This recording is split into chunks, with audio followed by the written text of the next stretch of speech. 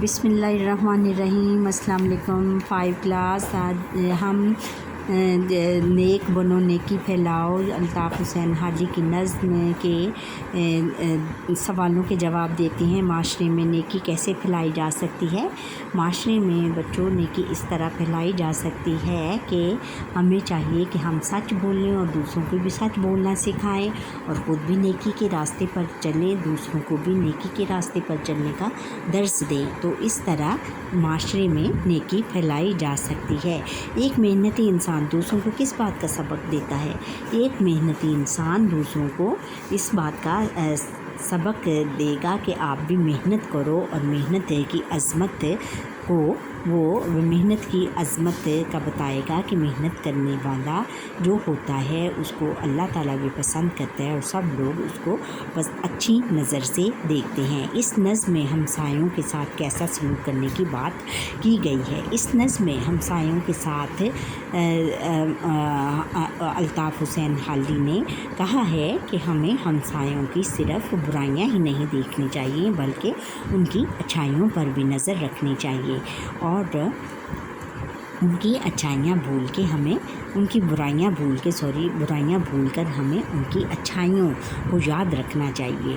اور ایک اچھے انسان کی ایک یہی اچھی خوبی ہوتی ہے کہ وہ ہر انسان میں اس کی اچھائیاں ڈھونڈتا ہے۔ ایک طالب علم کیسے دوسروں کے لیے مثال قائم کر سکتا ہے؟ ایک طالب علم محنت میں جب ایک طالب علم لائق ہوگا، محنتی ہوگا، تو وہ دوسرے اپنی کلاس جماعت کے بچوں کے لیے مثال قائم کر سکے گا کہ ہم اس کی دیکھا دیکھی تمام بچوں میں محنت کرنے کا جذبہ پیدا ہو جائے گا۔ سچ بولنے کی اہمیت کے بارے میں 5 جملے لکھیں۔ سچ بولنے کی اہمیت کے بارے میں 5 جملے ہم یہ لکھیں گے کہ سچ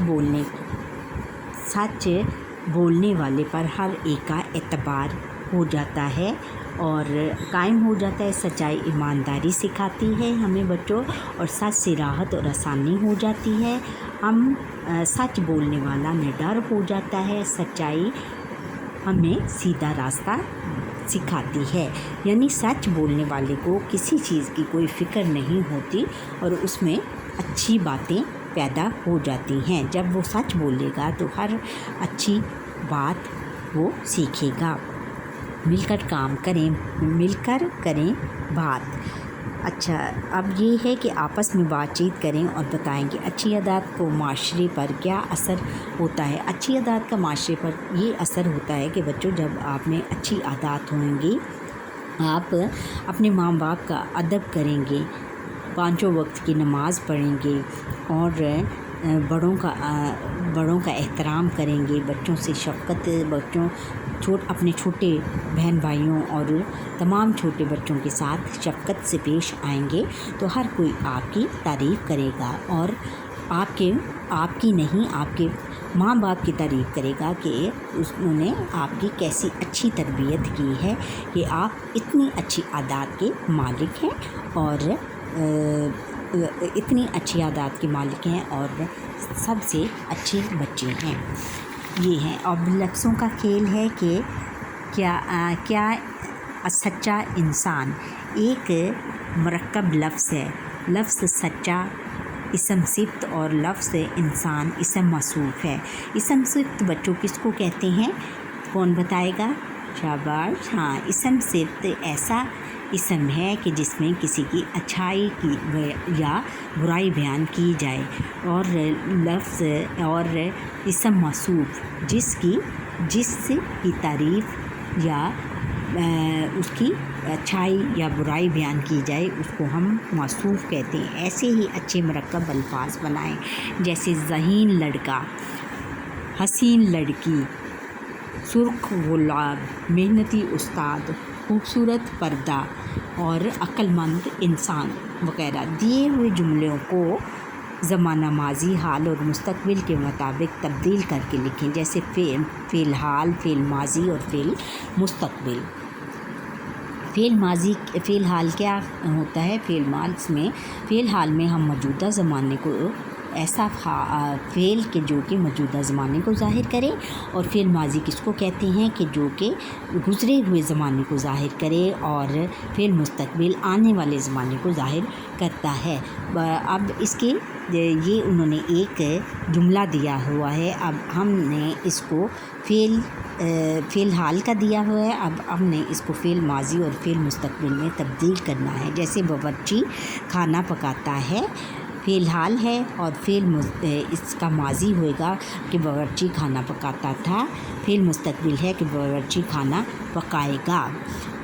اچھا، آگے ہے کہ ٹھنڈی ہوا چل رہی ہے، فعل حال، اور فعل ماضی ہے کہ ٹھنڈی ہوا چل رہی تھی، فعل مستقبل ہے کہ ٹھنڈی ہوا چل رہی تھی، چل رہی ہوگی۔ آگے ہے کہ طوطا چوری کھاتا ہے، یہ فعل حال ہے، طوطا چوری کھاتا ہے، اور آگے ہے اس کا فعل ماضی ہے کہ طوطا چوری کھاتا تھا، فعل مستقبل ہے کہ طوطا چوری کھائے گا۔ اور اگلا ہے کہ شازیہ جھولا جھولتی ہے، یہ فعل حال ہے، فعل ماضی ہے کہ شازیہ جھولا جھولتی تھی، اور فعل مستقبل اس کا ہوئے گا کہ شازیہ جھولا جھولے گی۔ فعل حال میں اب بچہ رو رہا ہے، فعل حال ہے، فعل ماضی ہے کہ بچہ رو رہا تھا، فعل مستقبل ہے کہ بچہ روئے گا۔ اچھا، اب سوال نمبر 8 ہے کہ نے علامت فاعل اور کو علامت مفعول کا استعمال کرتے ہوئے جملے مکمل کریں۔ فاعل کیا ہوتا ہے کہ جس پر کام کیا جائے، اور کام کرنے والے کو مفعول کہتے ہیں۔ جیسے عبداللہ ڈیش احمد ڈیش شاباش دی، عبداللہ نے احمد کو شاباش دی، بلی ڈیش چوہے ڈیش پنجہ مارا، بلی نے چوہے کو پنجہ مارا۔ بڑے بھائی ڈیش چھوٹے بھائی ڈیش بتایا، بڑے بھائی نے چھوٹے بھائی کو بتایا۔ یاسر ڈیش حامد ڈیش ہنسایا، یاسر نے حامد کو ہنسایا۔ ابا جان ڈیش باجی ڈیش کتاب دی، ابا جان نے باجی کو کتاب دی۔ اب پڑھیں، مدرج دی ہوئی نظم درست تلفظ اور آہنگ کے ساتھ پڑھیں اور اس کا مرکزی خیال بتائیں۔ ہاتھ سے محنت کرنے والوں، محنت کا دم بھرنے والوں، جینے والوں، سخت محنت کرنے والوں، محنت ہر دم کرنے والوں، قوم کی آنکھ کے تارے ہو تم، اللہ کو بھی پیارے ہو تم۔ اے مزدور اور کسانوں، شمع محنت کے پروانوں، تم سے ہے اس ملک کی رونق، اپنے آپ کو کم مت جانو، قوم کی آنکھ کے تارے ہو تم، اللہ کو بھی پیارے ہو تم۔ یہ اس میں شاعر عنایت علی خان نے محنت کی عظمت کو ان اشعار میں اجاگر کیا ہے کہ محنت جو کرتے ہیں ان کی تعریف کی ہے کہ اے محنت کرنے والوں، محنت کا دم بھرنے والوں، جینے والوں، محنت کر کے جینے والوں، محنت کر کے، محنت ہر دم کرنے والوں، اور محنت کی عظمت کو انہوں نے اجاگر کیا کہ محنت کرنے والوں، محنت کا دم بھرنے والوں، اور ہر دم محنت کرنے والوں، آپ قوم کی آنکھ کا تارا ہو، اللہ کو بھی پیارے ہو۔ اور مزدور اور کسانوں کو پھر انہوں نے مخاطب کیا ہے کہ شمع محنت کے پروانوں، اور محنت کی شمع کے پروانوں، تم محنت کی روشنی کے پروانے ہو، ہر طرف محنت کی روشنی کو پھیلاتے ہو، تم سے ہے اس ملک کی رونق، اور تم سے ہی ہے سارے ملک کی رونق تمہیں سے ہے، آپ اپنے آپ کو کم مت جانو، اور اپنے آپ کو کم مت جانو، جو بھی اس میں انہوں نے کہا ہے کہ جو محنت کرتا ہے وہ اپنے آپ کو کم مت جانے، وہ کیونکہ قوم کی آنکھ کے تارے ہو تم، اللہ کو بھی پیارے ہو تم قوم کی آنکھ کے تارے ہو اور اللہ کو پیارے ہو۔ अच्छा, अपना पसंदीदा शेर कॉपी में लिखें और इसकी नसर बनाएं। जैसे पसंदीदा शेर वो है मेरा नबी, वो नबियों में ये मौलाना अल्ताफ़ हुसैन हाली, जिसकी हमने पीछे नेक बनो नेकी फैलाओ नज़्म पढ़ी है, उन्होंने मुसद्दस हाली लिखी थी। इस मुसद्दस का एक शेर है कि वो नबियों में रहमत लक़ब पाने वाला, मुरादें गरीबों की भर लाने वाला कि हज़ूर नबी अकरम सल्लल्लाहु अलैहि वसल्लम जो कि नबियों में उनको रहमत का लक़ब उन्होंने पाया, नबियों में रहमत का लक़ब पाने वाले की रहमतुल्लिल आलमीन जिनको कहा गया है, मुरादें गरीबों की भर लाने वाले। और वो मुरादें गरीबों की, जो भी गरीब कोई मुराद या फरियाद करता था, उनकी तमाम हाजात वो पूरी करते थे और हर तमाम गरीबों के वो हाजत रवा थे। दूसरों से मेल जोल बढ़ाने के लिए आप कौन सी अच्छी आदत अपनाना चाहेंगे और अपनी किन नापसंदीदा आदत को बदलना चाहेंगे? इससे 15 जुमलों में लिखें। 15 जुमलों में आप ये लिखेंगे कि दूसरों से मेल जोल बढ़ाने के लिए आप अपने सबसे पहले के जो भी रास्ते में चलते हुए जो भी बड़ा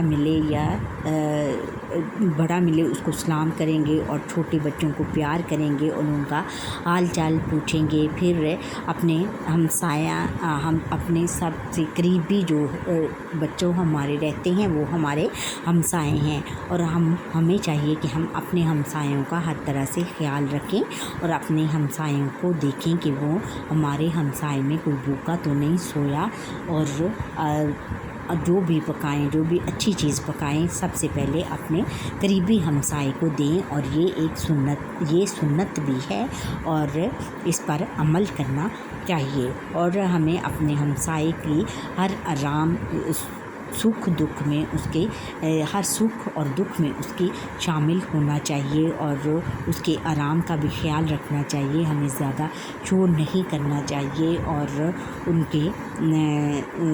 शोर नहीं करना चाहिए। और जब हम किसी के घर जाएं तो 3 दफ़ा दरवाज़ा खटखटाएं और अगर तीसरी आवाज़ पर कोई न बोले तो घर वापस आ जाएं और इस बात का बुरा मत मनाएं। और फिर ये है कि हम अपने रिश्तेदारों के हकूक़ हैं इसमें कि अपने रिश्तेदारों से मेल जोल बढ़ाएं और उनके घर जाएं, जब भी जाएं उनके घर तो तोहफ़े तोहफ़ लेकर जाएं। और इस तरह बच्चों प्यार बढ़ता है, आपस में प्यार बढ़ता है और नफ़रतें ख़त्म हो जाती हैं।